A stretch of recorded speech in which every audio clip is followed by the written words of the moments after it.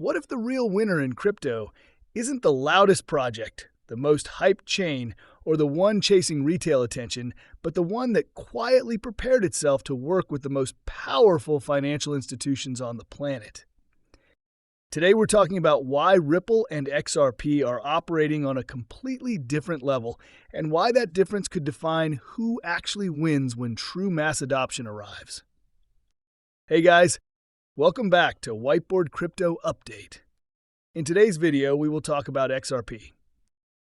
So be sure to stay focused, as you surely don't want to miss out on this. If you are new to the channel, be sure to subscribe to the channel and turn on post notifications by hitting the bell so you never miss any of our uploads. Please remember, this is not a financial advice video. When people talk about cryptocurrency, they often lump every project into the same category, as if all blockchains are competing on equal footing. In reality, the industry is fragmented across wildly different paths. Some focused on retail speculation, others on experimental tech, and a few attempting to integrate with the real financial system. In my view, Ripple sits light years ahead of most of the industry in one critical area that matters more than almost anything else when it comes to global adoption. That area is regulatory alignment with the institutions that already control the flow of money worldwide. A lot of investors struggle to clearly explain what separates XRP from the rest of the market. They look at price action, token supply, or short-term narratives, but they miss the deeper structural advantage Ripple has been building for more than a decade. To understand this properly, you have to step back in time and look at how early this story actually started. Back around 2009 and 2010, Bitcoin had just been created. It was obscure, barely discussed, and worth only a few dollars. In 2011, the XRP ledger came into existence, and by 2012, Ripple as a company was officially formed. At that time, crypto was not a serious topic in traditional finance. It wasn't on television, it wasn't part of economic discussions, and it certainly wasn't something regulators were expected to care about. These networks were tiny, experimental, and largely irrelevant compared to the massive financial systems that move trillions of dollars every single day. That's what makes what happened next so unusual. Despite crypto being a niche experiment at the time, Ripple was already engaging with the highest levels of the financial system. Through disclosures that later surfaced during the SEC case, we learned that Ripple had meetings with the Federal Reserve as early as 2012 and 2013. Let that sink in for a moment. A young company, barely months into developing a new payment technology, was already sitting at the table with one of the most powerful financial institutions in the world. That simply doesn't happen by accident. There are countless fintech startups launched every year, and almost none of them ever interact with central banks so early in their life cycle. Regulators don't waste time on ideas they see as irrelevant. The fact that Ripple had their attention at such an early stage tells us that XRP and the technology behind it were never viewed as a toy or a retail experiment. From day one, Ripple was being evaluated as infrastructure. This was the moment it became clear that Ripple was playing a completely different game than the rest of the crypto industry.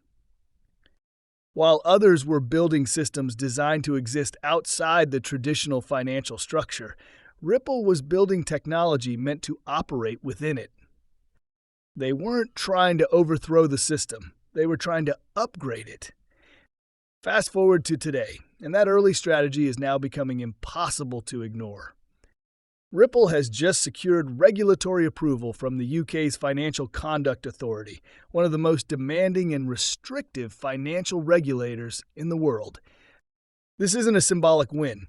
It means Ripple can legally operate in the UK using the XRP ledger, XRP, and regulated stablecoin infrastructure for real institutional use cases. At the same time, Ripple is pushing forward in the United States by positioning itself as a national trust bank under the Office of the Comptroller of the Currency. These aren't small achievements. These are the kinds of regulatory checkmarks that major financial institutions require before they even consider integrating new technology. This is where Ripple's true advantage becomes clear. Large banks, payment providers, and financial institutions are not going to build on blockchains that exist in regulatory gray zones. No matter how advanced the technology is, compliance is non-negotiable. Ripple understood this long before most of the industry even acknowledged it as a problem. Instead of waiting for the financial system to collapse or be forced into change, Ripple went directly to regulators, learned their requirements, and adapted their technology to meet those standards. While much of crypto was focused on resisting regulation, Ripple was quietly designing a framework that regulators could actually approve. This required time, money, patience, and a willingness to absorb criticism from both sides, crypto purists and traditional finance alike. But that groundwork is now paying off. The reality is that most blockchain projects are years behind when it comes to compliance readiness. Even if regulators suddenly open the door to wider adoption, many of these networks will struggle to meet the standards required to operate at scale. Ripple, on the other hand, has been preparing for this moment since the early 2010s. That's why I believe Ripple occupies a unique and defensible position in the future financial system. They didn't chase hype. They didn't optimize for short-term popularity. They focused on building relationships, frameworks, and products that could survive in a heavily regulated global environment. Payments, settlement, and liquidity are not areas where speed alone matters. Trust, compliance, and regulatory clarity are essential. Ripple's decade-plus collaboration with financial institutions has allowed them to design solutions that actually make sense in the real world, not just on paper.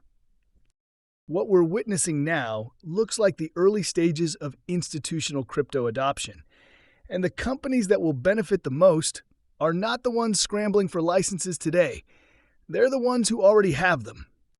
While much of the industry is still trying to figure out how to fit into the existing financial system, Ripple is already building the tools those institutions will use. That's the core of the thesis behind XRP. Ripple focused on the unglamorous, difficult work that most of the industry avoided. They anticipated that regulation wasn't going away, and instead of fighting it, they embraced it. As a result, they now stand in a position where they can facilitate real-world movement of capital at a scale few others can even attempt. In my opinion, this places Ripple in a category of its own. When trillions of dollars begin moving across next-generation settlement networks, the winners won't be decided by speculation alone. They'll be decided by who was ready when the institutions finally stepped in.